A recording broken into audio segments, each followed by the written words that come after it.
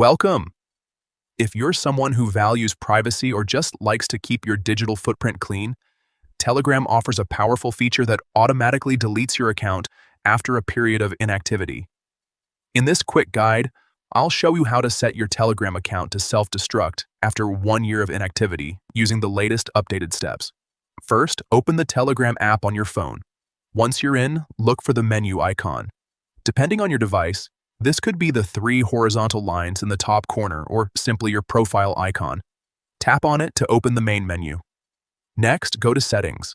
This is where you'll find all the options related to your account, privacy, and overall app preferences. Inside Settings, tap on Privacy and Security. This section controls everything related to your data, including who can see your information and how your account is managed. Now, scroll down until you find the option labeled Delete My Account. This is the key setting that allows Telegram to automatically remove your account if you stay inactive for a chosen period. Tap on Delete My Account, and you'll see several time options. These usually range from 1 month up to 1 year. To set the longest period, simply choose 1 year.